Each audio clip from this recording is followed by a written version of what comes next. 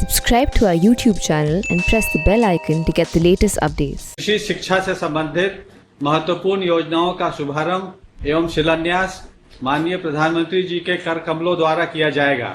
प्रधानमंत्री मत्स्य संपदा योजना के तहत 5 वर्षों में 20,550 करोड़ रुपए की लागत से मछली पालन में उत्तम मछली बीज एवं फीड की उपलब्धता से लेकर उत्पादन, मार्केटिंग एवं तकनीकी सहयोग के साथ अनेकों कल्याणकारी सुविधाएं विकसित की जाएंगी। इसी प्रकार पशुपालन के क्षेत्र में नस्ल सुधार की नई तकनीक और पशुपालकों को विकास संबंधी सूचनाओं को देने और मार्केटिंग के लिए प्लेटफॉर्म के रूप में ई गोपाला ऐप सहित अन्य योजनाओं का शुभारंभ होगा। Indian council of agriculture research के अंतर्गत डॉक्टर राजेंद्र प्रसाद केंद्रीय कृषि विश्वविद्यालय में school of agri business and rural management के भवन का माननीय प्रधानमंत्री जी के कर कमलों द्वारा उद्घाटन एवं अतिरिक्त सुविधाओं का शिलान्यास किया जाएगा। इस सुअवसर पर मैं माननीय केंद्रीय मत्स्य पालन, पशुपालन एवं डेयरी मंत्री श्री गिरिराज सिंह को स्वागत भाषण के लिए आमंत्रित करता हूं। माननीय प्रधानमंत्री जी, आज का दिन केवल बिहार के लिए नहीं बल्कि पूरे देश के लिए सुखद दिन है। और आज वर्चुअल कार्यक्रम में मैं एक चीज बताना चाहता हूं इसके माध्यम से। कल 60 लाख से ऊपर लोगों ने अपने रजिस्ट्रेशन के लिए रजिस्टर्ड कराने के लिए दिया है और ये 1.25 करोड़ से ऊपर लोग इसको आज देखेंगे। ये मेरे लिए बड़ा ही सुखद है क्योंकि पहली बार इतने बड़े वर्चुअल कार्यक्रम में मुझे शिरकत करने का मौका मिला है। मंच पे आसीन माननीय राज्यपाल महोदय जी का भी स्वागत करता हूं, माननीय मुख्यमंत्री जी और माननीय उप मुख्यमंत्री जी बिहार, जिनके नेतृत्व में मुझे इस विभाग में भी उनके साथ काम करने का मौका मिला, माननीय गृह राज्य मंत्री जी नित्यानंद राय जी, मेरे मंत्रालय मेरे सहयोगी माननीय डॉक्टर संजीव बालियान जी, माननीय श्री प्रताप चंद्र सारंगी जी, कृषि राज्य मंत्री कैलाश चौधरी जी और साथ में सांसद जायसवाल जी, संजय जायसवाल जी और भारतीय जनता पार्टी के अध्यक्ष माननीय प्रेम कुमार जी, जो बिहार के कृषि पशुपालन और मत्स्य के मंत्री हैं, और साथ ही साथ बिहार विधानसभा के ओजस्वी स्पीकर माननीय विजय कुमार चौधरी जी तथा बिहार में विभिन्न स्थानों पर बिहार के मंत्री, बिहार के सांसद, बिहार के विधायक, बिहार के विधान परिषद, बिहार के सभी स्तर के जनप्रतिनिधि, किसान, पशुपालक, कृषि वैज्ञानिक, पशुपालक वैज्ञानिक, फिशरी के सभी साइंटिस्ट और साथ में हमारे ये कामधेनु आयोग के अध्यक्ष भी मेरे साथ हैं। और मैं इस अवसर पर पीएमओ के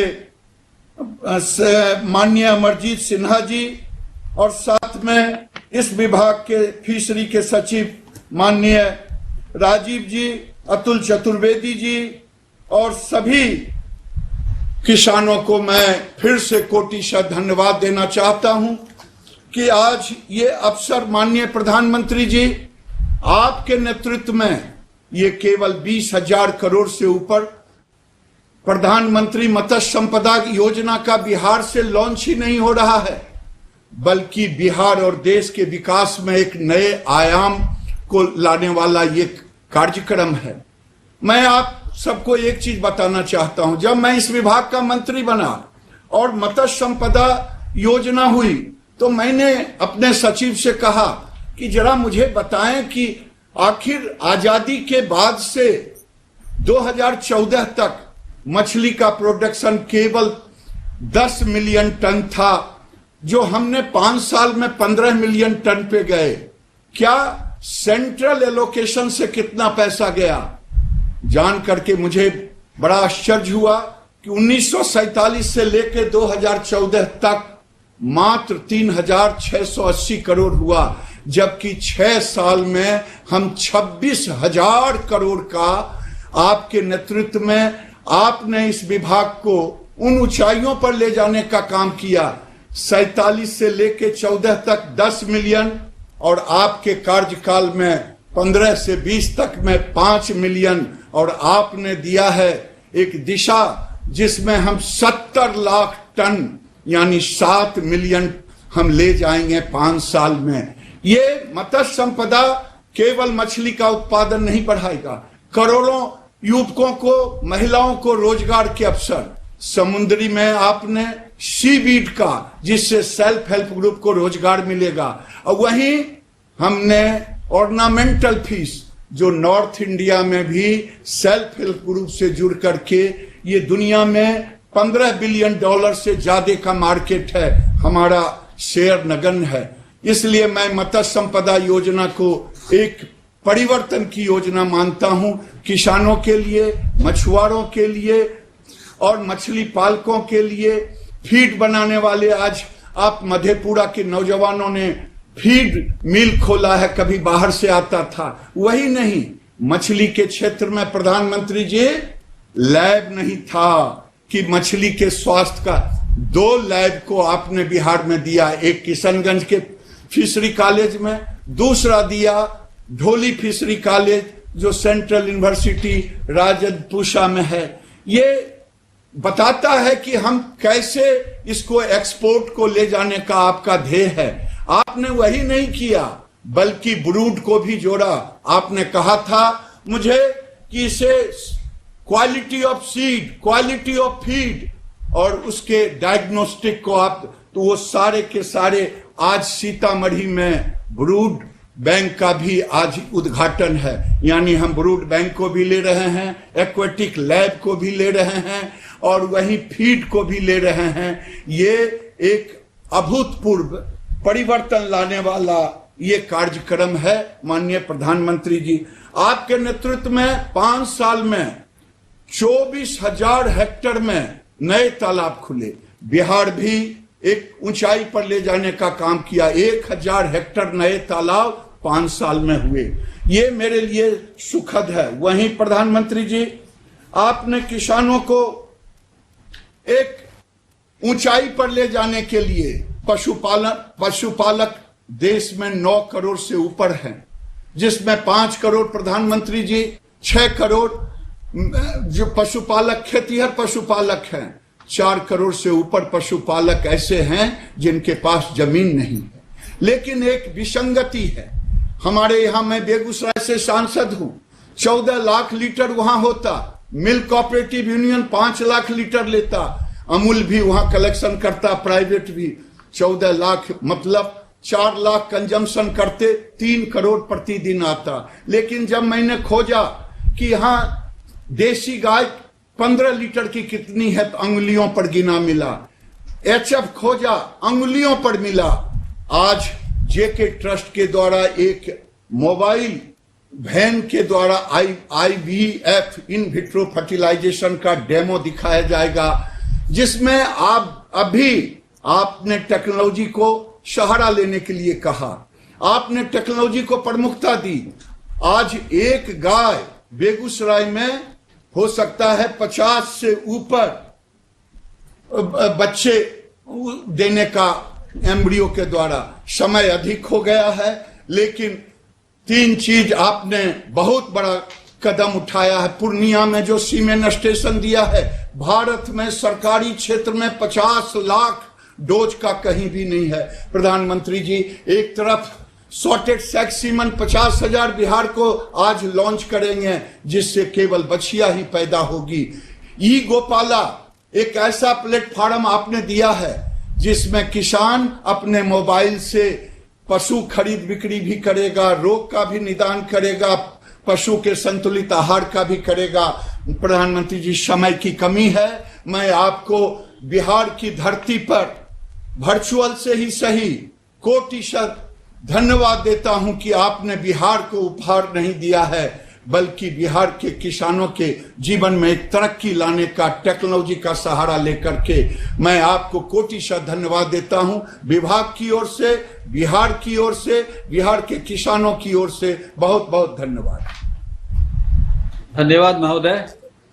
अब मैं बिहार के माननीय उप मुख्यमंत्री श्री सुशील मोदी जी से संबोधन हेतु अनुरोध करता हूं। देश के लोकप्रिय प्रधानमंत्री आदरणीय श्री नरेंद्र मोदी जी, महामहिम राज्यपाल महोदय, बिहार के माननीय मुख्यमंत्री श्री नीतीश कुमार जी, भारत सरकार के माननीय मंत्री श्री गिरिराज सिंह जी, बिहार विधानसभा के माननीय अध्यक्ष श्री विजय चौधरी जी, माननीय मंत्री डॉक्टर प्रेम कुमार जी, भारत सरकार एवं बिहार सरकार के सभी मंत्रीगण, कार्यक्रम में उपस्थित सभी विधायक, सांसद, पार्षदगण और बिहार के करोड़ों पशु एवं मत्स्य पालक किसान बहनों और भाइयों, माननीय प्रधानमंत्री जी, ये वही विभाग है जो विभाग पूरी दुनिया में पशुपालन घोटाले के कारण चर्चित हुआ था। और 2005 में जब माननीय नीतीश जी इस बिहार के मुख्यमंत्री बने, कोई इस विभाग का मंत्री बनने के लिए तैयार नहीं था, क्योंकि 2005 के पहले जितने मंत्री बने उनको बारी बारी से जेल जाना पड़ा। लेकिन मैं अपना सौभाग्य मानता हूं कि मुझे और बाद में गिरिराज सिंह जी को भी लंबे समय तक बिहार में इस विभाग को चलाने का मौका मिला और इस मृत विभाग को हम लोगों ने फिर से बिहार में जिंदा करने का काम किया है।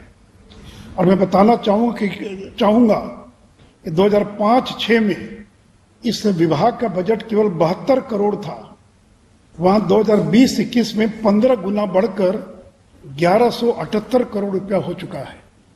मैं माननीय मुख्यमंत्री जी को धन्यवाद देना चाहूँगा, जिनकी दूरदृष्टि के कारण बिहार पशु विज्ञान विश्वविद्यालय की बिहार में स्थापना की गई और किशनगंज के अंदर पशु विज्ञान महाविद्यालय की स्थापना की गई।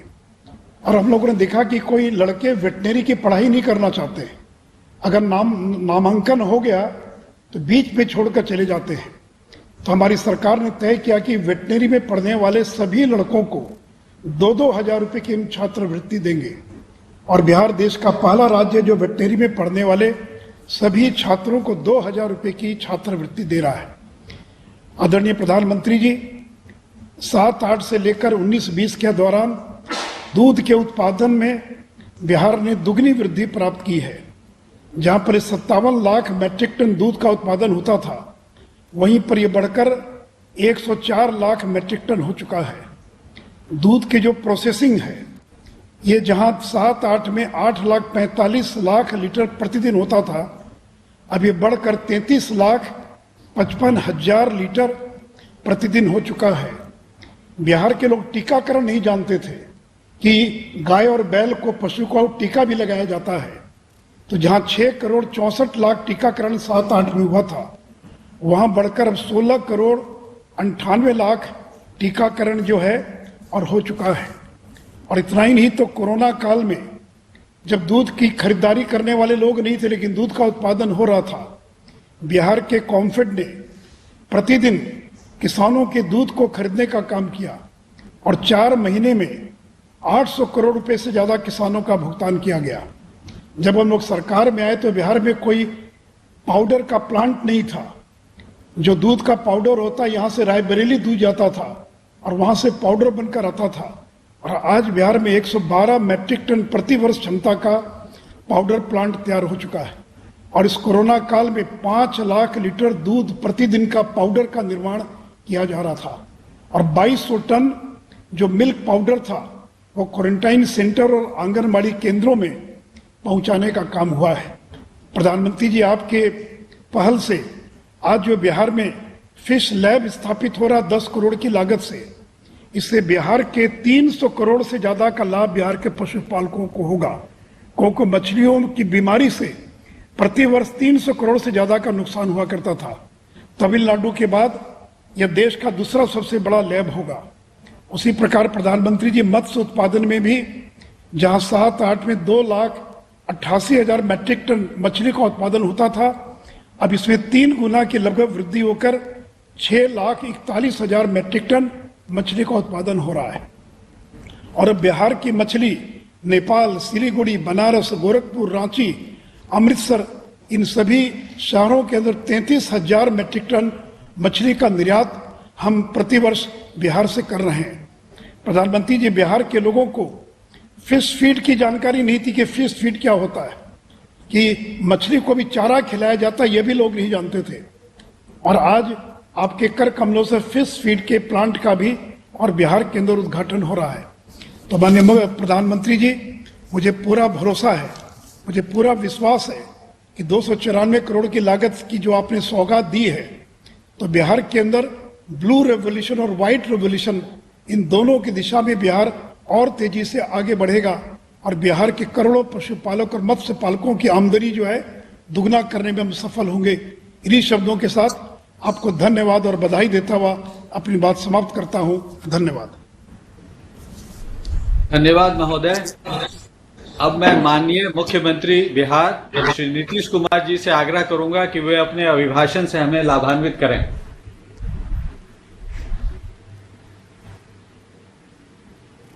अभिनंदन करता हूं कि आज अनेक चीजों के उद्घाटन और शिलान्यास के लिए आपने वक्त दिया है और आज के इस कार्यक्रम में जो मत्स्य संपदा योजना का नेशनल लॉन्च किया जा रहा है, ये बड़ी खुशी की बात है। और इसके अलावा बिहार की कई योजनाओं का भी आपने उद्घाटन और शिलान्यास का समय दिया है, इसके लिए हृदय से आपको बहुत बहुत धन्यवाद देता हूं। और आज के इस कार्यक्रम में हमारे बिहार के महामहिम राज्यपाल उपस्थित हैं, हमारे माननीय उप मुख्यमंत्री जी उपस्थित हैं, बिहार विधानसभा के माननीय अध्यक्ष उपस्थित हैं। इसके अलावा केंद्र सरकार के पशु एवं मत्स्य पालन पशुपालन विभाग के माननीय के लिए अभिनंदन करता हूं। और आपने जो यहाँ कार्यक्रम किया अनेक योजनाओं का, जिसका जिक्र हमारे अभी माननीय उप मुख्यमंत्री जी ने भी किया, माननीय केंद्रीय मंत्री जी ने भी इसकी चर्चा की है, मैं उस बात को दोहराना नहीं चाहता हूं, क्योंकि हम सब लोग आपको सुनना चाहते हैं। और जो कुछ भी हुआ, मैं विशेष रूप से सबके लिए तो धन्यवाद देता ही हूं, लेकिन ये जो पूर्णिया में मरंगा में सीमेंट स्टेशन का उद्घाटन किया जा रहा है, इसी का शिलान्यास 12 मई 2018 को हम लोगों ने किया था और इतने कम समय में ये काम पूरा हो गया। जब हम लोग वहां पर गए थे शिलान्यास करने, तो एक बड़ी प्रसन्नता हो रही थी कि आखिरकार ये जो पूरा हो जाएगा और ये काम शुरू हो जाएगा, तो इसकी क्षमता होगी प्रति वर्ष 50 लाख सीमेंट स्ट्रॉ कृत्रिम गर्भाधान के उपयोग हेतु इसका होगा। तो बिहार में तो ये पूरा सबको मिल ही जाएगा, लेकिन इसके बाद पूर्वोत्तर राज्यों में और अन्य राज्यों में भी इसकी सुविधा लोगों को मिलेगी। और ये जो काम हो रहा है, इसके लिए हम लोगों ने 80 एकड़ जमीन उपलब्ध कराया और इसके लिए कार्यक्रम चलता रहे, तो उस पर कई पूर्ण क्षमता प्राप्त करने के लिए इसकी उच्च गुणवत्ता हेतु 59 पदों को स्वीकृत किया गया और उसके संचालन के लिए राज्य सरकार ने अपनी तरफ से भी करीब 47 करोड़ रुपए का भी प्रावधान किया है। तो अब इतना अच्छा ये काम हो जाएगा आपके उद्घाटन के बाद सीमेंट स्टेशन का। और उसके बाद जो डॉक्टर राजेंद्र प्रसाद केंद्रीय कृषि विश्वविद्यालय, खुशी की बात है, ये तो हम लोगों का अपना बिहार का विश्वविद्यालय था और बाद में इसको केंद्रीय कृषि विश्वविद्यालय के रूप में मंजूरी दी गई। तो उसमें जो पूसा में अधीन school of agri business management के भवन का उद्घाटन किया जा रहा है, जिसकी लागत राशि 11 करोड़ रुपए है। साथ ही यहाँ के छात्रों के लिए हॉस्टल, स्टेडियम एवं अंतर्राष्ट्रीय गेस्ट हाउस के निर्माण का भी शिलान्यास किया जा रहा है। इसकी कुल प्राकलित राशि 63 करोड़ रुपए का। तो एक सेंट्रल यूनिवर्सिटी के लिए भी काम हो रहा है। और दूसरा, यहाँ पर हम लोगों ने जिसकी चर्चा की गई, यहाँ पर पहली बार हम लोगों ने पशु विज्ञान विश्वविद्यालय की स्थापना की पटना में। एक जो ये कॉलेज था, एनिमल हस्बेंड्री कॉलेज था, हम लोगों ने इसको पशु विज्ञान विश्वविद्यालय के रूप में स्थापित इसको किया है। और इसके बाद यहाँ पर पटना में भ्रूण प्रत्यारोपण तकनीक प्रयोगशाला का उद्घाटन किया जा रहा है आपके द्वारा। और इससे राज्य में दूध उत्पादन में बढ़ोतरी होगी और किसानों की आय में वृद्धि होगी। इसके लिए भी बहुत धन्यवाद। और हम लोगों ने जो किशनगंज है, वहाँ पर यहाँ बिहार में हम लोगों ने कृषि महाविद्यालय की स्थापना की थी। बहुत अद्भुत वो कृषि महाविद्यालय की स्थापना की गई है। उसको कोई देखेगा तो उतना बड़ा एरिया इस देश के किसी भी एग्रीकल्चर कॉलेज को नहीं। जब हम लोगों ने उसमें एग्रीकल्चर कॉलेज स्थापित करने का नाम दिया, और जब इनका निधन हो गया कलाम साहब का, पूर्व राष्ट्रपति, तो हम लोगों ने उन्हीं के नाम पर इसका नामकरण भी कर दिया।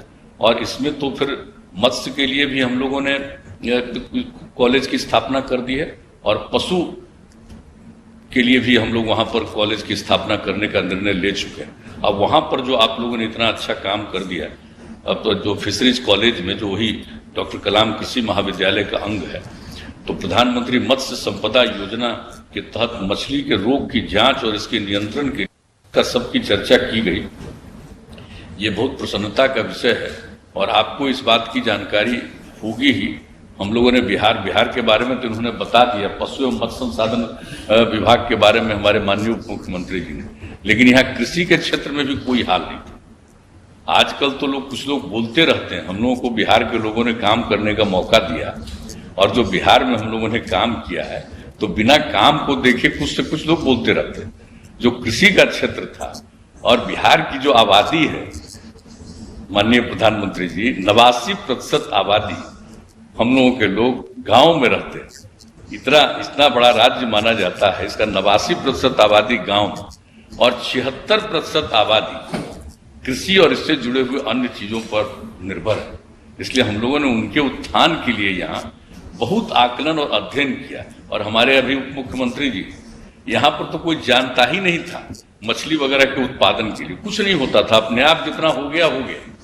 तो यहाँ से पहली बार लोगों को हम लोगों ने भेजा, इन्होंने भेजा सबको बात करके, मत्स्य पालकों से बात करके, ये जो अपना केंद्रीय जो है विश्वविद्यालय central institute of fisheries education, ये काकीनाडा में आंध्र प्रदेश में, और central inland fisheries research institute Kolkata में, तो इन सब जगहों पर भेजा गया। हजारों की संख्या में लोगों को हम लोगों ने ट्रेनिंग मिलाया और उसके बाद वो काम बढ़ता गया।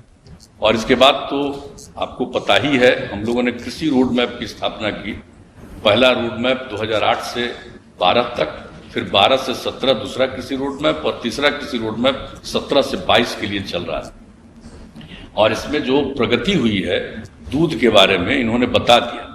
और इसके अलावे, दूध के अलावे कई चीजों में इतना हुआ, मांस का भी उत्पादन हुआ।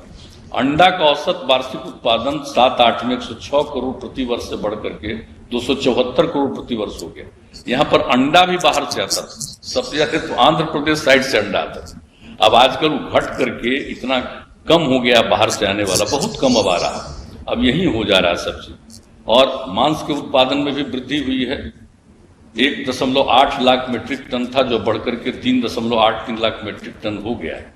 मछली के उत्पादन के लिए उन्होंने बता दिया है कि इतना मछली का उत्पादन बढ़ गया है।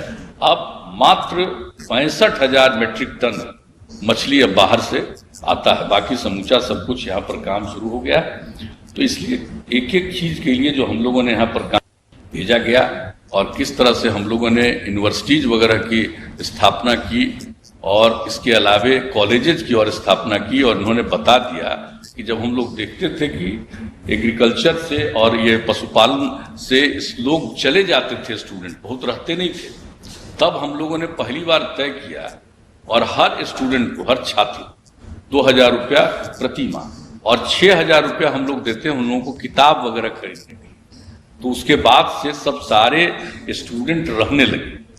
तो किस तरह से काम हुआ है और हम लोगों की तरफ से जो कुछ भी हो रहा है वो तो काम हम लोग करने की कोशिश कर ही रहे।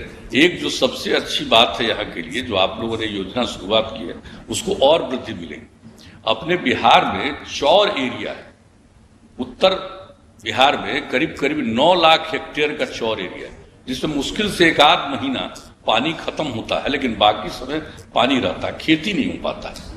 अभी हम लोगों ने सब जगह देख करके अंत में निर्णय करा दिया और राज्य सरकार से भी योजना शुरू कर दी है कि भाई जो चौर किसके एरिया में है, जो भी पूरे एरिया में ही चौर है, तो जिसका भी है उसको हम लोग अब प्रेरित कर रहे हैं कि एक हिस्सा उसको और गड्ढा करके बना दीजिए आप तालाब, और उसी को निकाल करके मिट्टी को दूसरी तरफ भर दीजिए ताकि वो खेत हो जाए।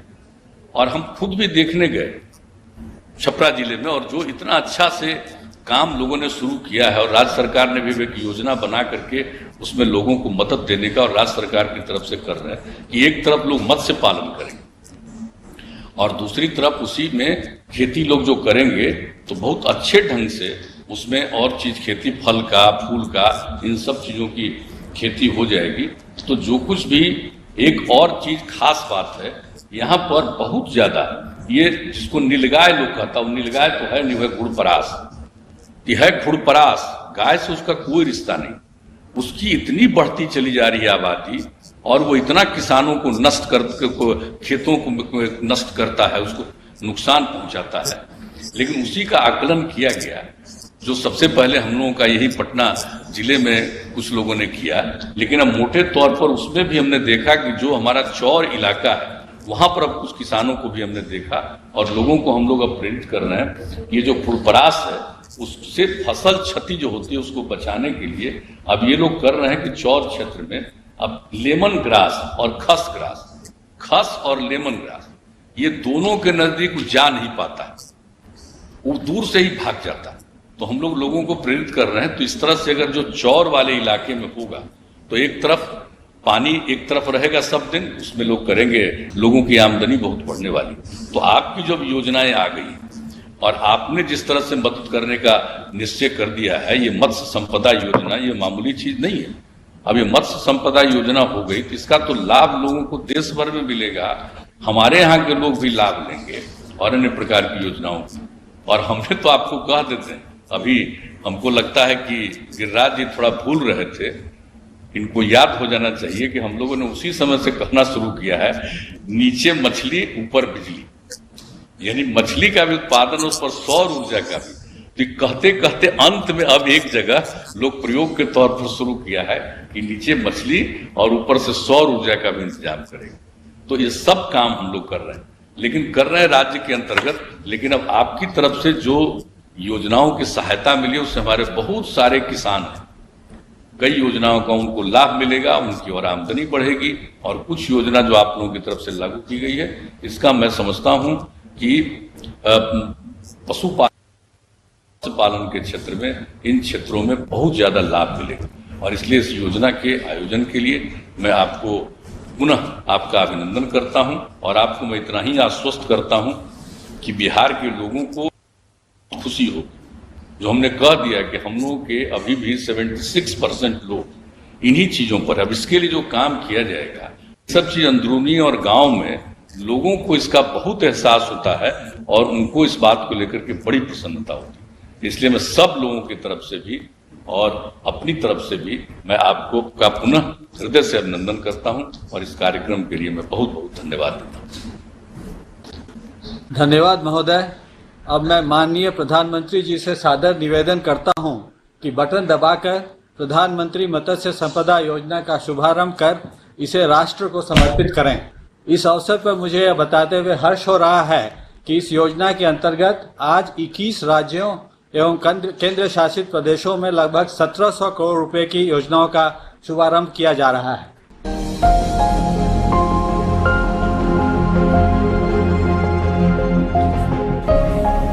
भारत में मत्स्य क्षेत्र में मुनाफे की संभावना बहुत ज्यादा है। भारत की पेनिनसुलर कोस्टलाइन 8,118 किलोमीटर तक लंबी है। प्रधानमंत्री नरेंद्र मोदी की दूरदृष्टि के कारण नीली क्रांति के रूप में फिशरीज सेक्टर में सराहनीय तेजी आई है। प्रधानमंत्री श्री नरेंद्र मोदी जी के नेतृत्व में आत्मनिर्भर भारत का संकल्प देश की आर्थिक समृद्धि में महत्वपूर्ण योगदान देगा। इसी दिशा में प्रधानमंत्री मत्स्य संपदा योजना के अंतर्गत 20,050 करोड़ के निवेश की परिकल्पना की गई है। मछली पालन क्षेत्र में ये आजादी के बाद से अब तक का सबसे बड़ा इन्वेस्टमेंट है। प्रधानमंत्री मत्स्य संपदा योजना के जरिए मछली उद्योग में पैदावार बढ़ाने के लिए नई टेक्नोलॉजी और नए तरीकों से प्रोडक्टिविटी को बढ़ाया जा रहा है। इसमें जमीन और पानी के जरियों का भरपूर इस्तेमाल किया जा रहा है।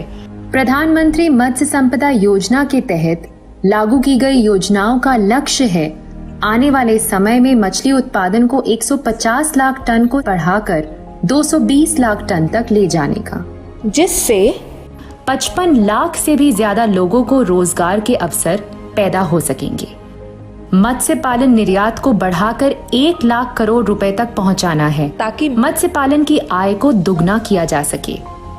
प्रधानमंत्री मत्स्य संपदा योजना के अंतर्गत मछुआरों को ब्रूड बैंक्स के लिए बढ़िया सीड और फीड भी दिया जा रहा है और नई तकनीक जैसे RAS, बायोफ्लॉक सिस्टम को भी लोगों तक पहुंचाया जा रहा है, जिसके कारण पैदावार तेजी से बढ़ पा रही है। प्रधानमंत्री मत्स्य संपदा योजना में मछली किसानों और इस कारोबार से जुड़े लोगों की सुरक्षा पे भी ध्यान दिया जा रहा है, जिसके तहत उनको लाइफ इंश्योरेंस और फिश वेसल इंश्योरेंस दिया जाएगा। भारत में ऑर्नामेंटल फिशरीज के साथ सीवीड कल्टीवेशन भी महिलाओं को बड़ा रोजगार प्रदान करता है। सीवीड की बढ़ती मांग को देखते हुए प्रधानमंत्री मत्स्य संपदा योजना के अंतर्गत के नई तकनीकों से मछुआरों की जान और माल दोनों की बचत के साथ उत्पादन में भारी बढ़ोतरी होने की संभावनाएं भी बढ़ेंगी और एक आत्मनिर्भर भारत का सपना भी साकार हो पाएगा। धन्यवाद महोदय। अब माननीय प्रधानमंत्री जी से सविनय अनुरोध है कि बटन दबाकर doctor Rajendra Prasad central agriculture university Pusa Samastipur के परिसर में school of agri business and rural management के नवनिर्मित भवन का उद्घाटन एवं बॉयज हॉस्टल, स्टेडियम और इंटरनेशनल गेस्ट हाउस का शिलान्यास करें। धन्यवाद महोदय। अब माननीय प्रधानमंत्री जी से अनुरोध है कि ई गोपाला ऐप को लॉन्च करें और इस ऐप के माध्यम से हमारे पशुपालक भाई बहन को तकनीकी जानकारी प्राप्त होगी और वो इस प्लेटफॉर्म से उन्नत नस्ल के पशुधन की खरीद बिक्री कर सकेंगे। माननीय प्रधानमंत्री जी से अनुरोध है कि पूर्णिया के सीमेंट प्रोडक्शन स्टेशन एवं पटना स्थित embryo transfer technology and IVF lab Patna का शिलान्यास बटन दबाकर करने की कृपा करें। ई गोपाला ऐप माननीय प्रधानमंत्री श्री नरेंद्र मोदी के नेतृत्व में लॉन्च की जाने वाली ई गोपाला ऐप का उद्देश्य एक व्यापक पशु सूचना प्रणाली के साथ सेक्टर को डिजिटल बनाना है। यह ऐप गूगल प्ले स्टोर से डाउनलोड की जा सकती है। अपने रजिस्टर्ड नंबर से लॉगिन करने पर आपको 6 विकल्पों और सुविधाओं की होम स्क्रीन दिखेगी। सबसे पहले है पशु पोषण, जो आपको पशु को उपलब्ध फीड सामग्री की मात्रा और पोषण की जानकारी देता है। आयुर्वेदिक चिकित्सा पद्धति विकल्प, जिसके द्वारा आप अपने पशु के रोग और उसकी आयुर्वेदिक उपचार देख सकते हैं। मेरा पशु आधार विकल्प में किसान अपने सभी नए और पुराने पशुओं की जानकारी देख सकते हैं। अलर्ट्स में किसानों को अपने पशु के टीकाकरण की डेट जैसी सूचना मिलती है। आयोजन देखें विकल्प के द्वारा आप नजदीकी टीकाकरण कैंप या आयोजित प्रशिक्षण कार्यक्रमों के बारे में जान सकते हैं। पशु बाजार, जहां किसानों को कृत्रिम गर्भाधान तकनीशियनों और वीर्य स्टेशनों की जानकारी मिलती है और अच्छी नस्लों वाले पशुओं के भ्रूण की बिक्री और खरीद की जा सकती है। यह ऐप सिर्फ भारतीय पशुपालकों के लिए ही नहीं, परंतु सब देशवासियों के लिए महत्वपूर्ण भूमिका निभाएगा और डेयरी इंडिया को नई ऊंचाइयों तक ले जाएगा। डेयरी क्षेत्र में नस्ल सुधार, रोगों से मुक्ति और उन्नत पोषण उच्च उत्पादकता के 3 स्तंभ हैं। बिहार के पूर्णिया डिस्ट्रिक्ट में पूर्वी और उत्तर पूर्वी भारत का सबसे बड़ा वीर्य उत्पादन स्टेशन 84 करोड़ रुपए के निवेश के साथ स्थापित किया जा रहा है। पटना में एम्ब्रियो ट्रांसफर टेक्नोलॉजी और IVF लैब की स्थापना 8 करोड़ रुपए के निवेश के साथ की जा रही है। राष्ट्रीय गोकुल मिशन के अंतर्गत किसानों तक पहुंचेंगी सेक्स सॉर्टेड वीर्य सुविधाएं और इस कार्यक्रम का शुभारंभ आज बरौनी में किया जा रहा है। इस तकनीक से मादा पशुओं की संख्या बढ़ेगी, दूध की बिक्री से किसानों की आय दोगुनी होगी और सेक्टर आत्मनिर्भरता की ओर बढ़ेगा। इन कार्यक्रमों के शुभारंभ और उन्नत प्रौद्योगिकी की मदद से विशेष रूप से बिहार राज्य का पशुपालन और डेयरी सेक्टर कई गुना बढ़ने की ओर अग्रसर है। धन्यवाद महोदय। अब हम पूर्णिया जिला चलेंगे, जहां श्रीमती मोनिका भारती माननीय प्रधानमंत्री जी से संवाद के लिए सीमेंट प्रोडक्शन स्टेशन में उपस्थित हैं। माननीय प्रधानमंत्री जी, मेरी ओर से आपको प्यार भरा प्रणाम। मैं मोनिका भारती हांसदा, ग्राम अलीनगर दूध उत्पादक सहयोग समिति, पंचायत सतकुदरिया, जिला पूर्णिया से आई हूँ और मैं कोसी डेयरी प्रोजेक्ट से जुड़ी हुई हूँ। मोनिका जी, आपके घर में कौन कौन है? मेरे घर में मेरे हस्बैंड है, मेरे 2 बच्चे हैं, मेरे भैया भाभी हैं, उनके 3 बच्चे हैं, दादी है और सास ससुर हैं। बड़ा विशाल परिवार है। Yes sir. पशुपालन के अलावा और भी कोई काम करती हैं या फिर इससे ही गुजारा चल जाता है? अभी तो सर इससे ही गुजारा चल जाता है, मतलब ग्रेजुएट किए हैं लेकिन अभी कोई रोजगार नहीं मिला है, तो अभी पशुपालक से ही और कृषि है, मतलब किसान हैं, क्या कर रहे हैं। किस विषय में ग्रेजुएशन किया? हिस्ट्री में। अच्छा, कहाँ पर किए? मनिहारी कॉलेज से किया सर। अच्छा, अभी आपके पास कितनी गाय हैं? 2 गाय हैं। अच्छा, और कितने दूध की बिक्री दिन भर में हो जाती है? प्रतिदिन 10 लीटर। 10 लीटर? अच्छा। जी। आप पहले से ही सहकारी समिति से जुड़ी थी या फिर कहीं और दूध बेचती थी? इससे आपको कोई नहीं लाभ सर, हुआ क्या पहले- ये नई व्यवस्था से? पहले से ही जुड़े हुए हैं। अच्छा, यानी जब से आपके पास गाय है या जब से आप ससुराल आई, ये काम पहले से ही चल रहा था? ससुराल आने से पहले यहाँ पर कुछ काम नहीं था। यहाँ मेरे इंटर करके मेरी शादी हुई है और मैं ससुराल से ही ग्रेजुएशन की हूँ। और यहाँ पर पहले मतलब मैं एसटी से हूँ, तो यहाँ पर शराब मतलब बनता था हमारे समाज में। तो मेरी शादी हुई, इसके बाद जब शराबबंदी स्टार्ट हुई तो मैंने लेडीज लोगों को जागरूक किया कि शराब नहीं बनाना है। मैंने स्वयं सहायता समूह को भी प्रेरित किया कि उसमें 10 रुपया सप्ताह जमा करना है, उससे भी हमें लाभ हो सकता है। और फिर मैंने जीविका में ही VRP में काम किया किसान लोगों के साथ ही, जिससे कि हमारी आय में बढ़ोतरी हो सके। और अभी उससे भी मतलब मैं आगे आना चाहती हूँ। मोनिका जी, सबसे पहले तो मैं आपके पतिदेव को, आपके ससुर साहब को, आपकी सास को यहाँ से विशेष प्रणाम करता हूँ, क्योंकि आप इंटर के बाद शादी करके ससुराल आई और आपकी पढ़ाई आपने पूरी की। देखिए, ससुराल में आपको इस प्रकार से सम्मान मिलना, इतना प्यार मिलना और आपको पढ़ाई के लिए सुविधा देना, और जैसा आपने यहाँ कहा कि आप SC क्लास से हैं, ये जो जागरूकता पहुंची है, मैं आपके परिवार को बहुत बहुत प्रणाम करता हूं कि उन्होंने आपके लिए इतने सारे अवसर खोल दिए। Thank you sir.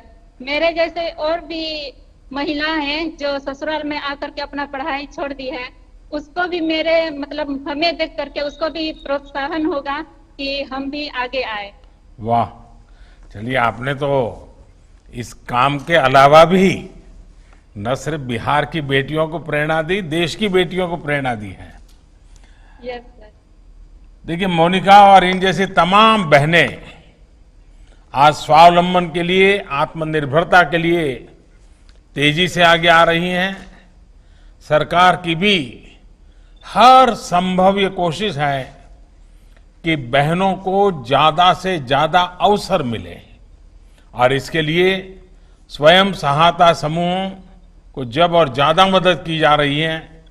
मुझे विश्वास है कि पशुपालन में तो वैसे भी परंपरागत रूप से ही हमारे यहाँ पशुपालन का काम हमारी माताओं बहनों ने ही संभाला है, लेकिन अगर उनको आधुनिक तकनीक का उनको सहारा मिल जाए, उनको ज्ञान भी मिल जाए और व्यवस्था भी मिल जाए, और पशुओं की अच्छी नस्लें अगर मिलना शुरू हो जाए, उनके स्वास्थ्य की जांच भी आसानी से संभव हो जाए, और जिसकी दिशा में बिहार सरकार भी काफी प्रयास कर रही है, गिरिराज जी के नेतृत्व में भारत सरकार भी अनेक नए नए प्रकल्प चला रही है।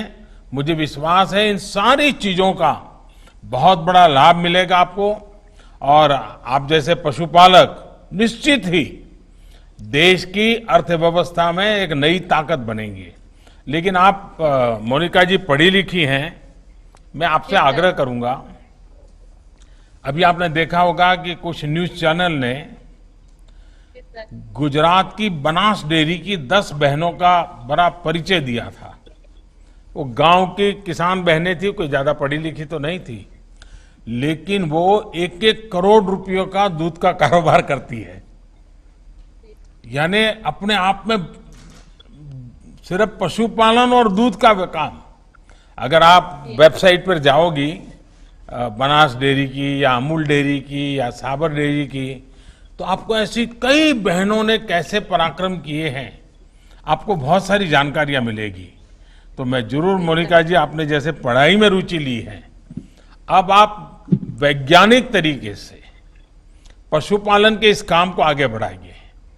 आपने जो ग्रेजुएशन किया है, इसलिए और नया कुछ खोजने में समय बर्बाद मत कीजिए। आपके पास जो ताकत है, उस ताकत से आप पूरे क्षेत्र का, पशुपालन का कार्य क्षेत्र ही बदल सकती है। और बड़े विश्वास के साथ आगे बढ़िए, आपके क्षेत्र के सारे किसान पशुपालक आपको जीवन भर आशीर्वाद देते रहेंगे और मुझे विश्वास है कि आप जैसे पशुपालकों को और आपके कारण अन्य लोगों को भी बहुत लाभ मिलेगा।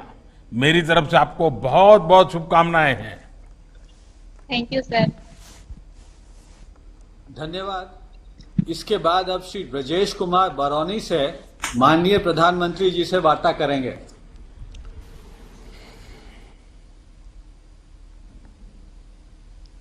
हेलो, माननीय प्रधानमंत्री को मेरा सादर प्रणाम। मैं ब्रजेश कुमार, ग्राम कोड़े, थाना गढ़पुरा, जिला बेगूसराय, जो दूध संघ बरौनी के अधीनस्थ आदर्श किसान दुग्ध उत्पादक सहयोग समिति का एक सदस्य किसान हूं। हमारे पास 20 छोटे बड़े पशु हैं, जिसमें 2 मुर्राह नस्ल की भैंसें हैं, बाकी विभिन्न नस्लों की गाय हैं। उसमें एक हमारे बिहार की मूल नस्ल बछौर की गाय और 2 उसके बछड़े भी हैं। ब्रजेश जी, आप पढ़ाई लिखाई की या बस ऐसे ही पशुओं की सेवा में लग गए? सर, हमने पढ़ाई की है। मैं ISM धनबाद से diploma in electronics and telecommunication की पढ़ाई की। उसके बाद हम दिल्ली हाई टेक्नोलॉजी सॉल्यूशन से एम्बेडेड सिस्टम डिजाइनिंग की भी पढ़ाई प्राप्त की है। अरे वाह, आपके पास तो काफी कुछ ज्ञान भी है और उसमें भी टेक्नोलॉजी का ज्ञान है। आपने पढ़ाई की है और उसके बाद भी आपने इस क्षेत्र को चुना है। देखिए, यही चीजें देश में प्रेरणा देने वाली है।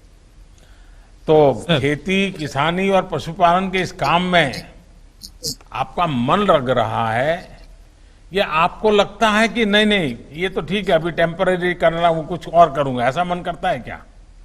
सर, पढ़ाई के उपरांत मैं CBSE के लिए काम करता था। उसके लिए सॉफ्टवेयर डिजाइन करता था कंटिन्यूअस कॉम्प्रिहेंसिव इवैल्यूएशन का 2012-13 में। 13 के जुलाई में मैं गांव वापस आया और हमने कहा कि मैं पशुपालन करूंगा, और मुझे गांव समाज का बड़ा विरोध झेलना पड़ा, लेकिन मैं दृढ़ इच्छा शक्ति के साथ उसमें लगा रहा। और आज मैं गर्व से कहता हूं सर कि मैं वो ऋषि पुत्र कृषक हूं जिसके उगाए गए अनाज से हमारे हिंदू सनातन धर्म में ठाकुर जी के भी भोग लगते हैं। वाह वाह। और अगर इतने महत्वपूर्ण उत्पाद के उत्पादक अपने आप को दीनहीन महसूस करेंगे तो फिर हमारा देश विकास नहीं कर सकता। इसलिए गर्व से हम कहते हैं कि हम पशुपालक किसान हैं। ब्रजेश जी, मुझे आपके शब्द सुनकर के मुझे खुद को ही प्रेरणा मिल रही है। हमारे देश का गर्व है कि ब्रजेश जी जैसे आत्मविश्वास से भरे हुए और क्लियर विजन वाले नौजवान अपने ज्ञान का और क्षेत्रों में कैसे उपयोग हो, इस प्रकार का कमिटमेंट रखने वाले नौजवान। ब्रजेश, मैं सच बताता हूं, आपकी आधी मिनट आपने ली, लेकिन मुझे इंप्रेस कर दिया। देखिए, गांव में रहकर अपने घर पर ही ये जो काम कर रहे हैं, उसे कितनी आमदनी हो जाती है, कितनी बचत हो जाती है, ये तो शायद आप हिसाब किताब नहीं लगाते होंगे, लेकिन आपका कमिटमेंट है इसलिए करते होंगे। लेकिन फिर भी मैं जानना चाहूंगा कि क्या स्थिति होती है। सर, हिसाब किताब लगाते हैं। सबसे पहले हमने बिहार सरकार के माननीय मुख्यमंत्री के दिशा निर्देश में चल रहे समग्र गौ विकास योजना अंतर्गत 20 गायों का अनुदानित भारतीय स्टेट बैंक से गौशाला खोला, और उसके जितने भी मानक थे सर, मैं बिहार का उस योजना से सब्सिडी प्राप्त करने वाला पहला लाभार्थी हूं। ये गौरव मुझे प्राप्त है। और उस योजना के जितने भी सर साधन थे, वर्मी कंपोस्ट, गोबर gas plant, milking machine, Bihar का मैं पहला मिल्किंग मशीन भी 2013 में पंजाब से खरीद के लाया सर।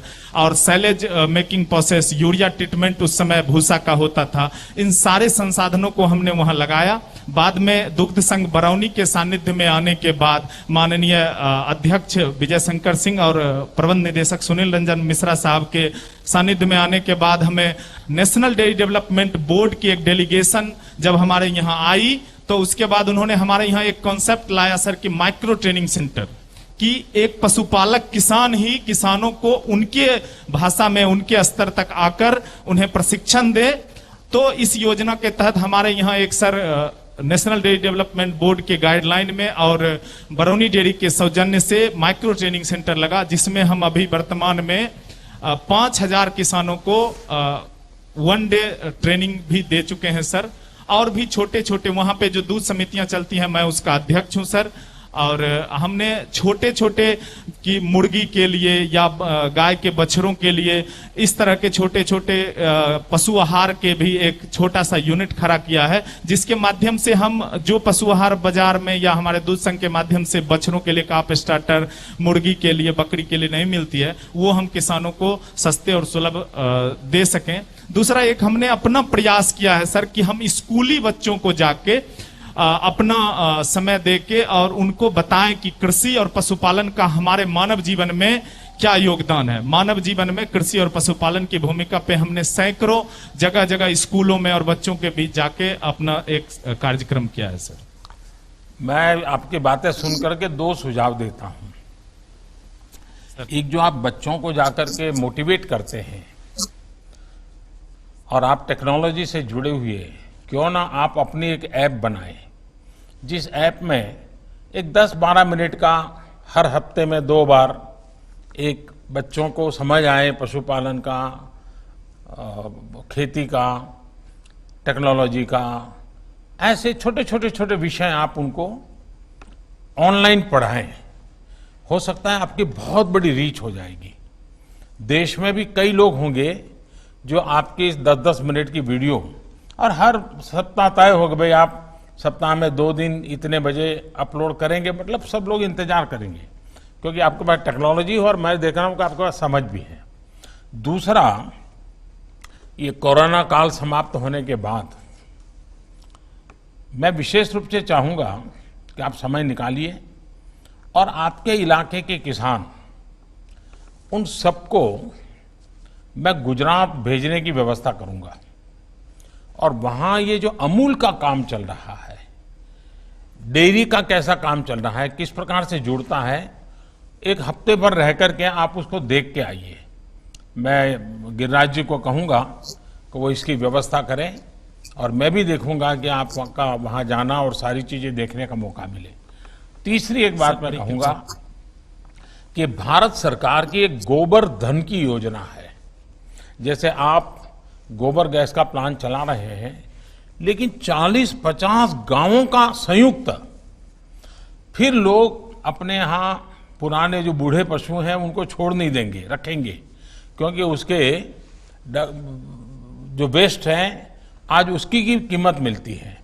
और आप एक बहुत बड़ी मात्रा में ऊर्जा का केंद्र बना सकते हैं।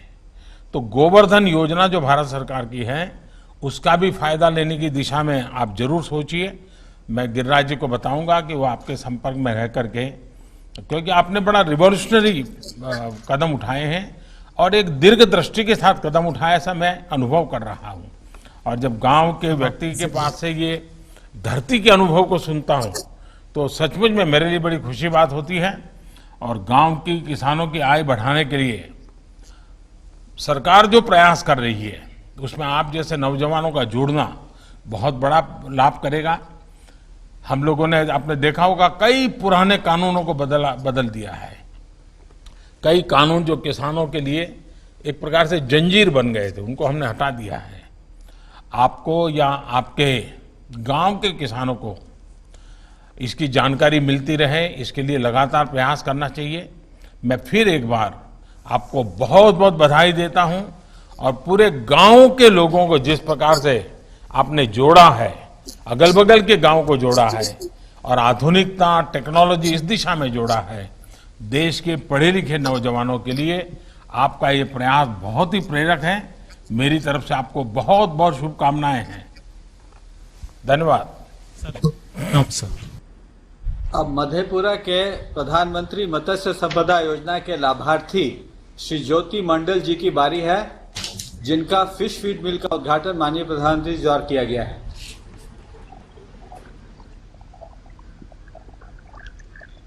मधेपुरा से ज्योति मंडल बोल रहा हूं सर। प्रधानमंत्री जी को बहुत बहुत प्रणाम सर। ज्योति जी नमस्कार। जी प्रणाम सर। जी बताइए, अपना जरा बात बताइए, क्या कर रहे हैं? हम सर पहले खेती करते थे, उसमें आमदनी कम होती थी। अब मछली पालन कर रहे हैं 4-5 साल से 10 हेक्टेयर में सर, उससे काफी आमदनी बढ़ गई है। क्या और फर्क उसमें आया? दिक्कत पहले की अगर- तुलना में कितना फर्क आया? पहले के तुलना में कम से कम 5 से 10 गुना फर्क आया है। ओहो हो, अच्छा। तो आप पहले क्या पढ़ाई वढ़ाई की है या पहले से ही खेती में ही लगे थे? नहीं सर, पढ़ाई किए हैं, साइंस कॉलेज पटना से बीएससी ऑनर्स किए थे सर, उसके बाद जेएनयू से एमए किया है सर, और उसके बाद किसान यहाँ पर खेती कर रहे हैं, प्लांटेशन किया है और सर खेती कर रहे हैं, तो उसमें मछली पालन ही मेरा मेन खेती है सर। हम्म। अच्छा, आपने पोस्ट मछली ग्रेजुएशन पालन- किया, जेएनयू से किया, और आपने मछली पालन ही क्यों चुना? क्यों ये विचार आया? आप आगे रिसर्च में जा सकते थे और कोई व्यवसाय भी आप चुन सकते थे। सर उसी समय मेरे मन में आया है सर, जो गांव किसान के लिए कुछ किया जाए। किसान लोग बहुत ही, हम लोग के मधेपुरा जिला बहुत गरीब जिला है सर, हिंदुस्तान का सबसे गरीब जिला में मधेपुरा जिला है सर। यहाँ किसानों की स्थिति बड़ी बदतर थी, लेकिन आप लोगों के आने के बाद से सर, राजपाट आने के बाद से बहुत अच्छी स्थिति आ रही है। अभी मछली पालन में मतलब 5 गुना वृद्धि हो रही है किसानों की आमदनी में सर। पहले 10 से 20 हजार एक एकड़ में कमाई होता था सर, आज की डेट में कम से कम किसान 1 एकड़ वाटर एरिया से 1 लाख से 10 लाख 20 लाख तक कमा सकता है सर। आपकी जो योजना थी सर, जो हम 22 में 2 गुना करेंगे आमदनी, अगर किसान मछली पालन शुरू करे सर तो 5 गुना आमदनी तो निश्चित रूप से होगी सर। ज्योति जी, आपकी बात सुनकर के देश के किसान भी आपको सुन रहे हैं। ये जो आत्मविश्वास आप बता रहे हैं, जब चारों तरफ कुछ लोग निराशा फैलाने की कोशिश कर रहे हैं, और ज्योति जी आप तो नहीं सर। स्वयं विश्वास की ज्योति जगा रहे हो। अच्छा, आपके गांव में या आसपास के इलाके में पहले से भी मछली पालन के तौर तरीके रहे होंगे, पुरानी हाँ, पुरुष कुछ पद्धति होती रही थी होगी, वेस्टेज रहता होगा, आपने क्या नया किया? हमने सर उसमें चारा खिला करके सर, देखिए मछली की वृद्धि काफी होती है, तो चारा खिलाने के लिए सर, चारा यहाँ काफी महंगा मिलता है। यहाँ नियरेस्ट पॉइंट छत्तीसगढ़ और आंध्र प्रदेश से आता था चारा सर, वो काफी महंगा किसानों को मिलता था, हमको मिलता था काफी महंगा। लेकिन जब हम यहाँ इसीलिए चारा मिल यहाँ पर स्थापित किए हैं सर, जो किसानों को सस्ता में चारा मिलेगा और आमदनी गारंटी के साथ सर हम कह रहे हैं, जो 5 से 10 गुना किसानों की आमदनी बढ़ जाती। अब मत्स्य संपदा योजना के तहत आपने फिश फीड मिल भी शुरू की है, और मैं पीछे देख रहा हूं कि, और इस योजना से आप अपने साथ साथ पूरे क्षेत्र को ज्यादा प्रोत्साहित करने के लिए आगे भी कुछ करें, ये मेरी अपेक्षा है। हो सकता है क्या कुछ कर सकते हैं आप? जी सर, कर रहे हैं सर, प्रचार प्रसार काफी कर रहे हैं और काफी आदमी इसमें जुड़ रहा है सर। मछली पालन में काफी आदमी सर इसमें जुड़ रहा है और काफी बढ़िया खेती शुरू हुआ है सर। लोग आपके यहाँ देखने के लिए आते हैं क्या, कैसे आप कर रहे हैं वो? जी सर आते हैं। अच्छा, जी सर आते हैं सर। देखिए, देश में गांव और किसान की आय बढ़ाने के लिए ब्लू रिवॉल्यूशन पर व्यापक काम हो रहा है। कोशिश ये है कि नदियों, तालाबों में, समंदर में, जहां भी हो, हम जल के भीतर के संसाधनों का संरक्षण और संवर्धन भी करें और उसमें आजीविका भी कमाएं, ताकि किसान को भी लाभ हो, पर्यावरण, जल के भीतर का जीवन भी अधिक सुरक्षित हो। सरकार इसके लिए हर स्तर पर आर्थिक और तकनीकी मदद मुहैया करा रही है, और मैं चाहूंगा कि आपके माध्यम से, भले आज मधेपुरा आपके हिसाब से गरीबी में 10 नंबर में हो, लेकिन आप जिस दिशा में चले हैं, देखते ही देखते मधेपुरा गरीबी के इस टीके से बाहर आ सकता है। और आप जैसे पढ़े लिखे किसान जब मैदान में आए हैं तो पक्का आएगा, और भारत सरकार, राज्य सरकार पूरी तरह आपके साथ खड़ी रहेगी, ये मैं आपको विश्वास दिलाता हूं। सर मछली पालन में अगर सर आप लोगों की तरफ से जो मदद मिल रही है, जैसे हमको 50% अनुदान मिला सर, आज चारा यहाँ बनेगा और सस्ता मिलेगा सब किसानों को, तो मछली उत्पादन करके किसानों की आमदनी 5 गुना से 10 गुना आराम से सर 1 साल में बढ़ सकता है। और ये आदमी देख रहा है और सोच रहा है, हर आदमी अब सोच रहा है, जब हम तालाब खुदाएं, मछली पालन करें सर। चलिए, बहुत बहुत बधाई आपको और बहुत शुभकामनाएं मेरी। धन्यवाद महोदय। वार्ता के अंत में श्री राजीव कुमार पटना को आमंत्रित करते हैं। श्री राजीव कुमार प्रधानमंत्री मत्स्य संपदा योजना के अंतर्गत फिश ऑन व्हील्स के लाभार्थी हैं।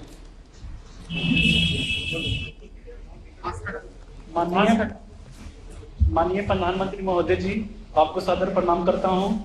मैं पटना जिला के रहने वाला हूं।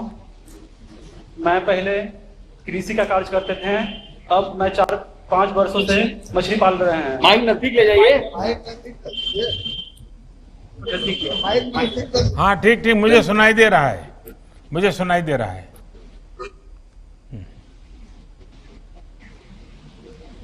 इस योजना की जानकारी हमें अखबार और जिला मत्स्य पदाधिकारी से मिली, पर हमें तालाब से मछली बिक्री करने पर ज्यादा मुनाफा नहीं मिल पाता था।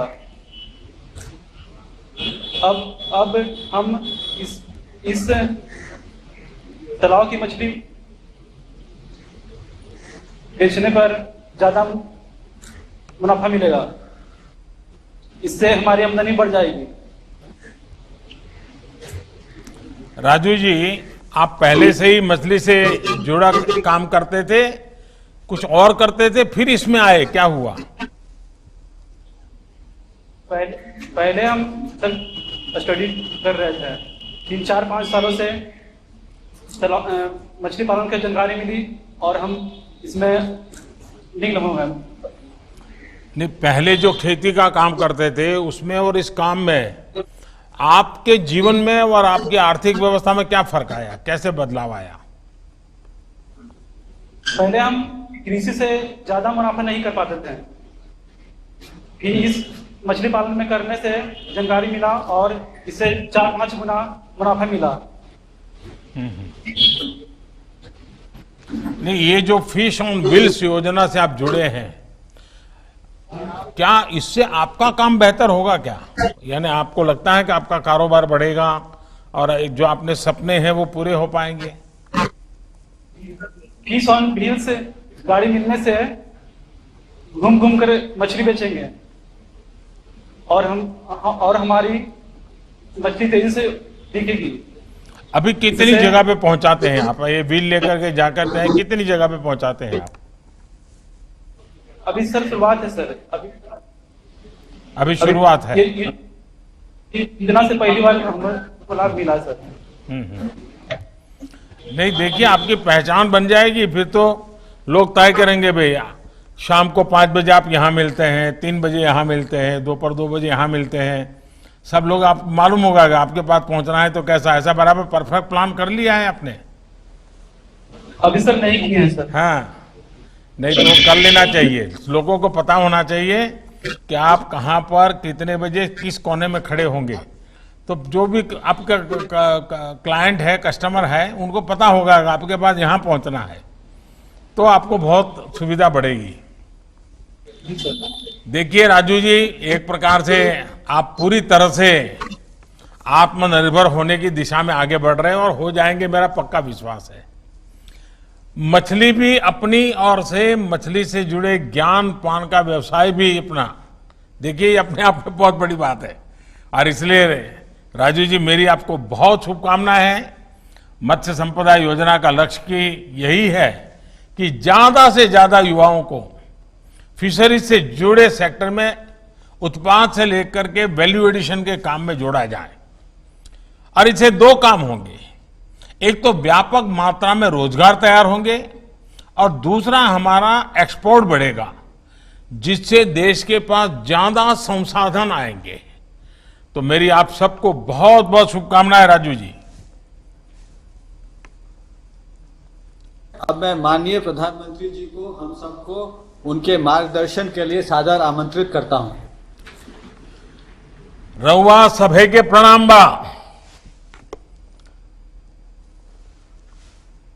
देशवा खातिर, बिहार खातिर, गांव के जिंदगी के आसान बनावे खातिर और व्यवस्था मजबूत करे खातिर मछली उत्पादन, डेयरी, पशुपालन और कृषि क्षेत्र में पढ़ाई और रिसर्च से जुड़े सैकड़ों करोड़ रुपया के योजना के शिलान्यास और लोकार्पण भइल है। एकरा खातिर सौ से बिहार के भाई बहन लोगन के अनघा बधाई देतनी। बिहार के गवर्नर फागू चौहान जी, मुख्यमंत्री श्रीमान नीतीश कुमार जी, केंद्रीय मंत्रिपरिषद के मेरे साथी श्रीमान गिरिराज जी, कैलाश चौधरी जी, प्रताप चंद्र सारंगी जी, संजीव बालियान जी, बिहार के उप मुख्यमंत्री भाई सुशील जी, बिहार विधानसभा के अध्यक्ष श्रीमान विजय चौधरी जी, राज्य मंत्रिमंडल के अन्य सदस्यगण, सांसदगण, विधायकगण और मेरे प्रिय साथियों, आज जितनी भी ये योजनाएं शुरू हुई हैं, उनके पीछे की सोच ही यही है कि हमारे गांव 21वीं सदी के भारत, आत्मनिर्भर भारत की ताकत बने, ऊर्जा बने। कोशिश ये है कि अब इस सदी में ब्लू रिवॉल्यूशन यानी मछली पालन से जुड़े काम, व्हाइट रिवॉल्यूशन यानी डेयरी से जुड़े काम, स्वीट रिवॉल्यूशन यानी शहद उत्पादन से जुड़े काम हमारे गांवों को और समृद्ध और सशक्त करें। प्रधानमंत्री मत्स्य संपदा योजना इसी लक्ष्य को ध्यान में रखकर बनाई गई है। आज देश के 21 राज्यों में इस योजना का शुभारंभ हो रहा है।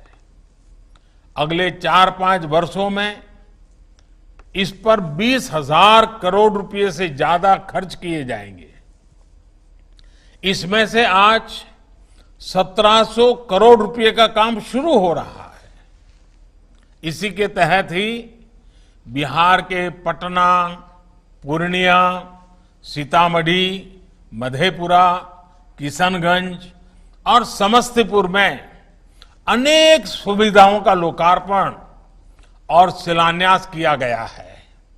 इससे मछली उत्पादकों को नया इंफ्रास्ट्रक्चर मिलेगा, आधुनिक उपकरण मिलेंगे, नया मार्केट भी मिलेगा।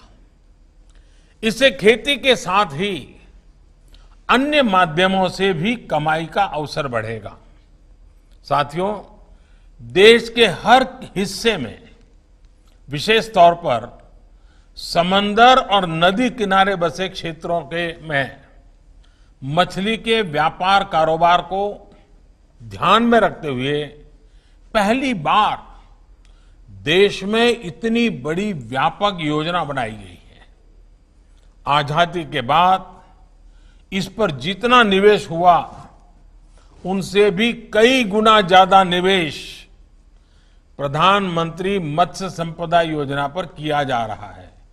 और जब अभी गिरिराज जी बता रहे थे तो शायद ये आंकड़ों सुनकर के भी कईयों को अचरज लगेगा कि ऐसे चला था, लेकिन जब आप हकीकत जानेंगे तो आपको लगेगा कि ये सरकार कितने कितने क्षेत्रों में, कितने कितने लोगों की भलाई के लिए कैसे कैसे लंबी योजना के कामों को आगे बढ़ा रही है।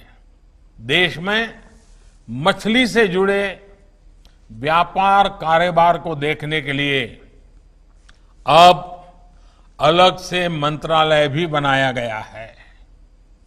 इससे भी हमारे मछुआरे साथियों को, मछली के पालन और व्यापार से जुड़े साथियों को सुविधा हो रही है। लक्ष्य ये भी है कि आने वाले 3-4 साल में मछली निर्यात को 2 गुना किया जाए। इससे सिर्फ फिशरीज सेक्टर में ही रोजगार के लाखों नए अवसर पैदा होंगे। अभी जिन साथियों से मैं बात कर रहा था, उनसे संवाद के बाद तो मेरा विश्वास और ज्यादा बढ़ गया है।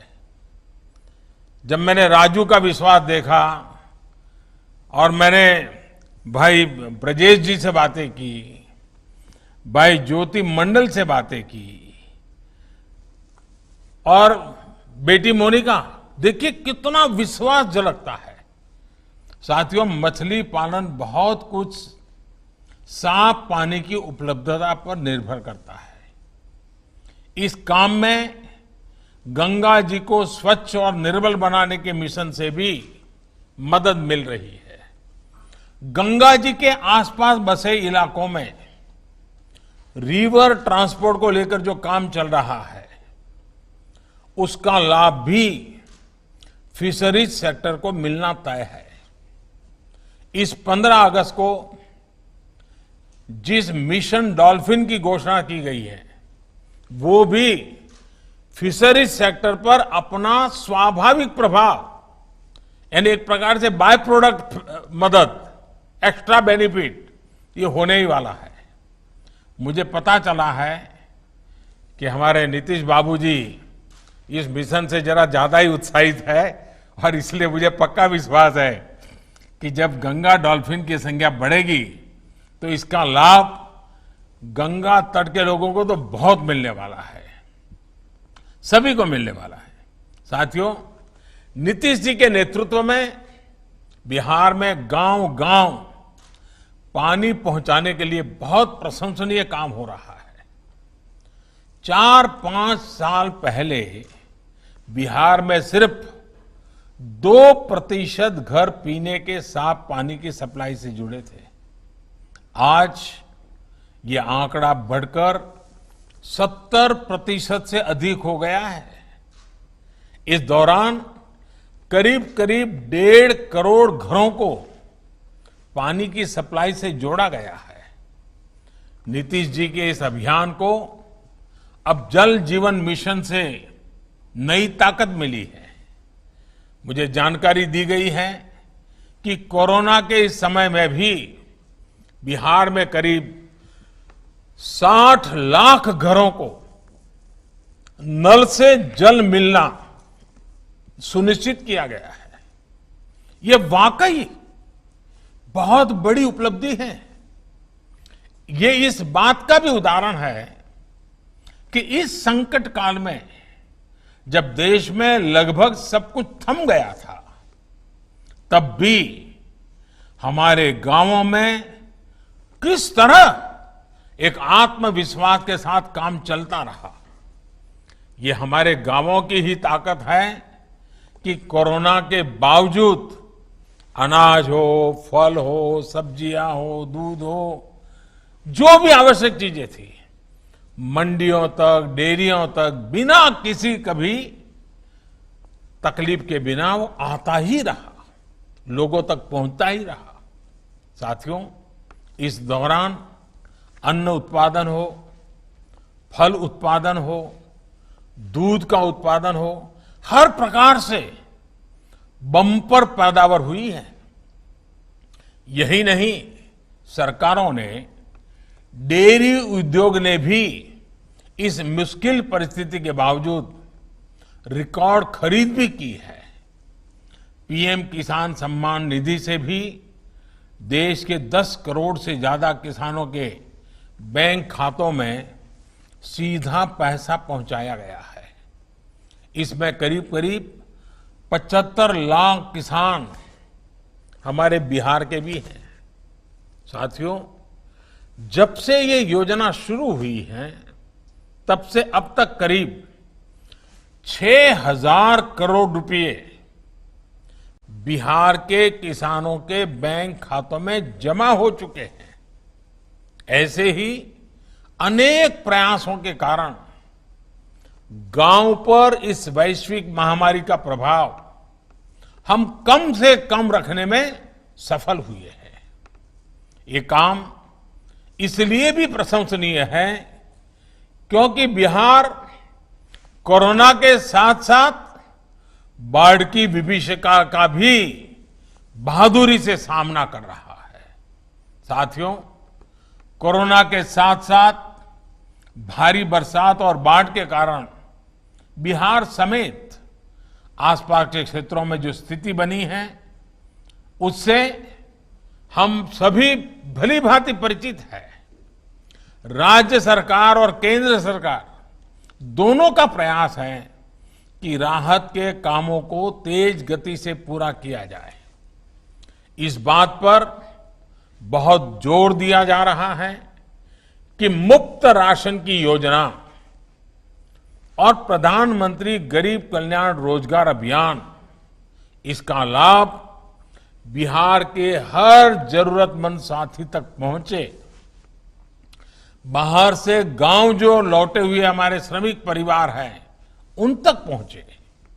इसलिए ही मुफ्त राशन की योजना को जून के बाद, वैसे वो जून महीने में पूरा होना था, लेकिन जून के बाद दीपावली और छठ पूजा तक उसको बढ़ा दिया गया है।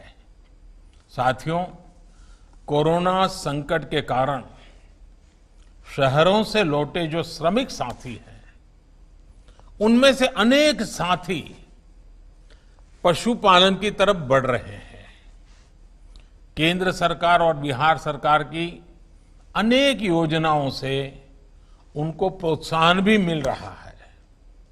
मैं ऐसे साथियों को कहूंगा कि आज जो कदम आप उठा रहे हैं, उसका भविष्य उज्जवल है। मेरे शब्द लिख करके रखिए। आप जो कर रहे हैं, इसका भविष्य उज्जवल है। सरकार का ये निरंतर प्रयास है कि देश के डेयरी सेक्टर का विस्तार हो, नए प्रोडक्ट्स बने, नए इनोवेशंस हो, जिससे किसान को, पशुपालकों को ज्यादा आय मिले। इसके साथ इस बात पर भी फोकस किया जा रहा है कि देश में ही उत्तम नस्ल के पशु तैयार हों, उनके स्वास्थ्य की बेहतर व्यवस्था हो और उनका खान पान स्वच्छ हो, पोषक हो। इसी लक्ष्य के साथ आज देश के 50 करोड़ से ज्यादा पशुधन को खुरपका और मुंहपका जैसी बीमारियों से मुक्त करने के लिए मुफ्त टीकाकरण अभियान चल रहा है। पशुओं को बेहतर चारे के लिए भी अलग अलग योजनाओं के तहत प्रावधान किए गए हैं। देश में बेहतर देसी नस्लों के विकास के लिए मिशन गोकुल चल रहा है। 1 वर्ष पहले ही देशव्यापी कृत्रिम गर्भाधान कार्यक्रम शुरू किया गया था, जिसका एक चरण आज पूरा हो चुका है। साथियों, बिहार अब उत्तम देसी नस्लों के विकास को लेकर देश का एक प्रमुख सेंटर बन रहा है। राष्ट्रीय गोकुल मिशन के तहत आज पूर्णिया, पटना, बरौनी में जो आधुनिक सुविधाएं बनी हैं, उससे डेयरी सेक्टर में बिहार की स्थिति और मजबूत होने वाली है। पूर्णिया में जो सेंटर बना है, वो तो भारत के सबसे बड़े सेंटरों में से एक है। इससे सिर्फ बिहार ही नहीं, पूर्वी भारत के बड़े हिस्से को बहुत लाभ होने वाला है। इस केंद्र से बछौर और रेड पूर्णिया जैसी बिहार की देशी नस्लों के विकास और संरक्षण को भी और ज्यादा बढ़ावा मिलेगा। साथियों, एगो गाय सामान्यतः 1 साल में 1 बच्चा देवेली, लेकिन आईवीएफ तकनीक से एक गाय की मदद से 1 साल में अनेकों बच्चा प्रयोगशाला में हो रहल बा। हमार लक्ष्य ई तकनीक के गांव-गांव तक पहुंचावे के बा।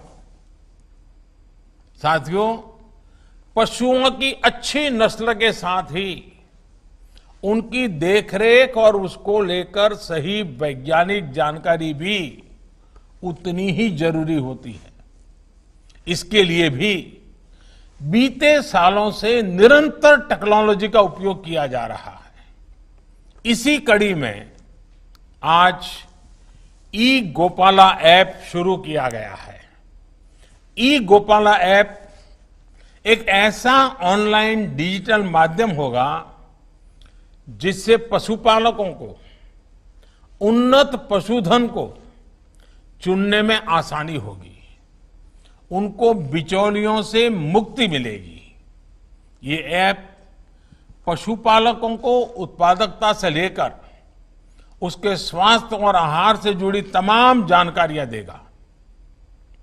हमारे किसान को ये पता चल पाएगा कि उनके पशु को कब क्या जरूरत है और अगर वो बीमार है तो उसके लिए सस्ता इलाज कहाँ उपलब्ध है।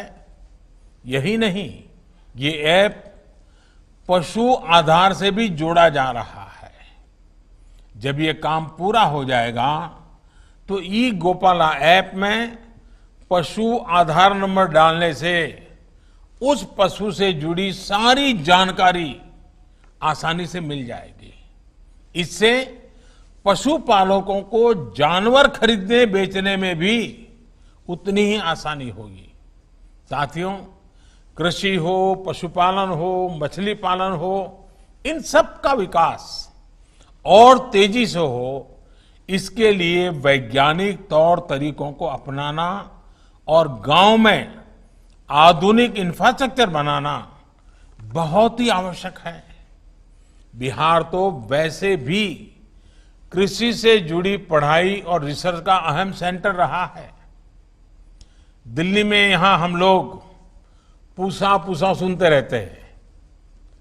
बहुत ही कम लोगों को पता है कि असली पूसा दिल्ली में नहीं बल्कि बिहार के समस्तीपुर में है, और यहां वाला तो एक तरह से उसका जुड़वा भाई है। साथियों, गुलामी के कालखंड में ही समस्तीपुर के पूसा में राष्ट्रीय स्तर का एग्रीकल्चर रिसर्च सेंटर खुला था।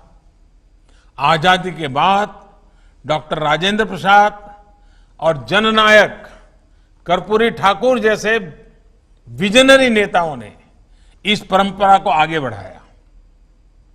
इन्हीं के प्रयासों से प्रेरणा लेते हुए साल 2016 में डॉक्टर राजेंद्र प्रसाद कृषि विश्वविद्यालय को केंद्रीय विश्वविद्यालय के रूप में मान्यता दी गई।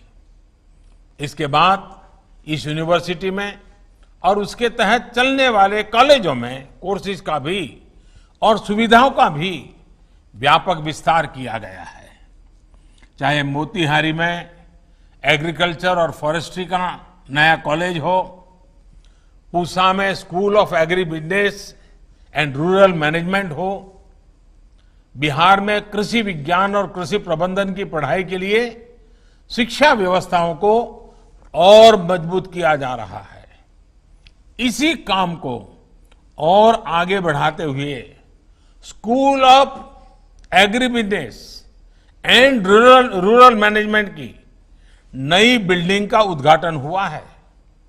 साथ ही नए हॉस्टल, स्टेडियम और गेस्ट हाउस का भी आज शिलान्यास किया गया है। साथियों, कृषि क्षेत्र की आधुनिक जरूरतों को देखते हुए पिछले 5-6 वर्षों से देश में एक बड़ा अभियान जारी है। 6 साल पहले जहां देश में सिर्फ एक केंद्रीय कृषि विश्वविद्यालय था, वहीं आज देश में 3 सेंट्रल एग्रीकल्चर यूनिवर्सिटीज हैं। यहां बिहार में जो बाढ़ हर साल आती है, उससे खेती किसानी को कैसे बचाया जाए, इसके लिए महात्मा गांधी रिसर्च सेंटर भी बनाया गया है।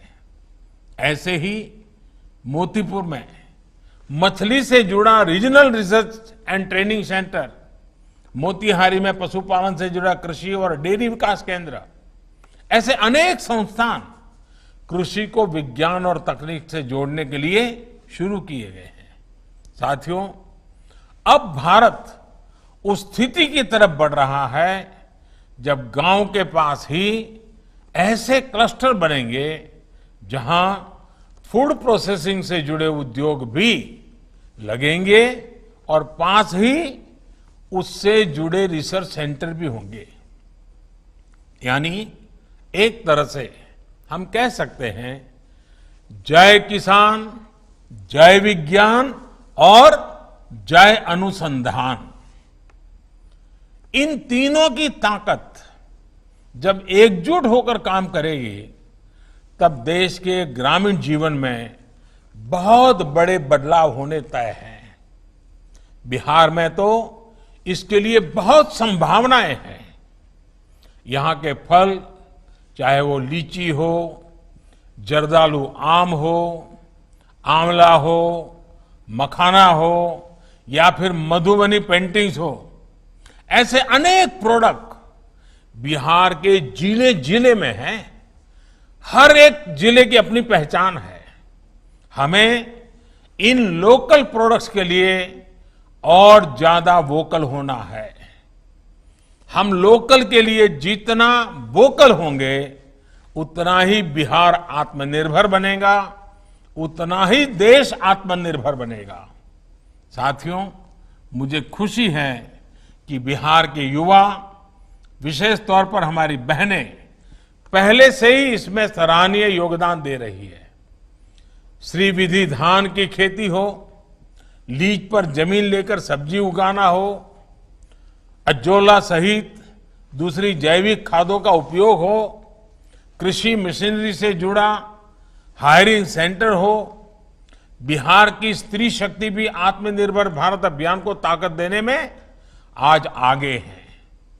पूर्णिया जिले में मक्का के व्यापार से जुड़ा अरण्यक एफपीओ और कोसी क्षेत्र में महिला डेयरी किसानों की कौशिकी मिल्क प्रोड्यूसर कंपनी, ऐसे अनेक समूह प्रशंसनीय काम कर रहे हैं, प्रेरक काम कर रहे हैं। अब तो हमारे ऐसे उत्साही युवाओं के लिए, बहनों के लिए केंद्र सरकार ने विशेष फंड भी बनाया है। 1 लाख करोड़ रुपए के इस इंफ्रास्ट्रक्चर फंड से ऐसे एफपीओ, कृषि उत्पादक संघों को, सहकारी समूहों को गांव में भंडारण, कोल्ड स्टोरेज और दूसरी सुविधाएं बनाने के लिए आर्थिक मदद आसानी से मिल पाएगी। इतना ही नहीं, हमारी बहनों के जो स्वयं सहायता समूह हैं, उनको भी अब बहुत मदद दी जा रही है। आज बिहार में स्थिति ये है कि वर्ष 2013-14 की तुलना में अब स्वयं सहायता समूहों को मिलने वाले ऋण में 32 गुना की वृद्धि हुई है। ये दिखाता है कि देश को, बैंकों को हमारी बहनों के सामर्थ्य पर, उनकी उद्यमशीलता पर कितना भरोसा है। साथियों, बिहार के गांवों को, देश के गांवों को आत्मनिर्भर भारत का अहम केंद्र बनाने के लिए हमारे प्रयास लगातार बढ़ने वाले हैं। इन प्रयासों में बिहार के परिश्रमी साथियों का रोल भी बहुत बड़ा है और आपसे देश को उम्मीदें भी बहुत अधिक हैं। बिहार के लोग देश में हो या विदेश में, अपने परिश्रम से, अपनी प्रतिभा से अपना लोहा मनवाते रहे हैं। मुझे विश्वास है कि बिहार के लोग अब आत्मनिर्भर बिहार के सपने को पूरा करने के लिए भी निरंतर इसी तरह काम करते रहेंगे। विकास योजनाओं की शुरुआत के लिए मैं फिर से एक बार बहुत बहुत बधाई देता हूं, लेकिन एक बार फिर से मैं अपनी भावनाएं प्रकट करूंगा। मेरी आपसे कुछ अपेक्षाएं हैं, वो बताऊंगा, और मेरी अपेक्षा यही है, मास्क और 2 गज की दूरी के नियम का पालन अवश्य करिए, सुरक्षित रहिए, स्वस्थ रहिए, अपने घर में बड़ी आयु के जो परिवार के जन हैं उनको बराबर संभाल के रखिए। ये बहुत आवश्यक है। कोरोना को लाइट मत लीजिए और हर नागरिक को, क्योंकि हमारे पास वैज्ञानिकों के द्वारा वैक्सीन जब आए तब आए, लेकिन ये जो सोशल वैक्सीन जो है वो कोरोना से बचने का उत्तम उपाय है, बचने का यही रास्ता है।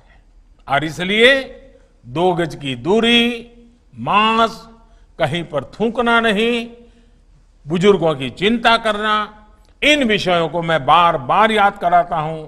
आज आपके बीच आया हूं, फिर से याद कराता हूं। मैं फिर एक बार आपके बीच आने का मौका मिला। मैं बहुत बहुत राज्य सरकार का, हमारे गिरिराज जी का, सबका धन्यवाद करता हूं। बहुत बहुत धन्यवाद। मैं माननीय प्रधानमंत्री जी का हम सभी को उनका मार्गदर्शन देने के लिए हार्दिक आभार प्रकट करता हूं। मैं बिहार के माननीय मुख्यमंत्री श्री नीतीश कुमार जी, माननीय केंद्रीय मत्स्य पालन, पशुपालन एवं डेयरी मंत्री श्री गिरिराज सिंह जी, माननीय उप मुख्यमंत्री श्री सुशील मोदी जी, केंद्र सरकार एवं बिहार सरकार के सभी माननीय मंत्रीगण को इस कार्यक्रम में उपस्थित होने पर धन्यवाद देता हूं। इस कार्यक्रम में शामिल सभी महानुभावों को मैं हार्दिक धन्यवाद देता हूं, उनका आभार व्यक्त करता हूं। सभी को बहुत बहुत धन्यवाद।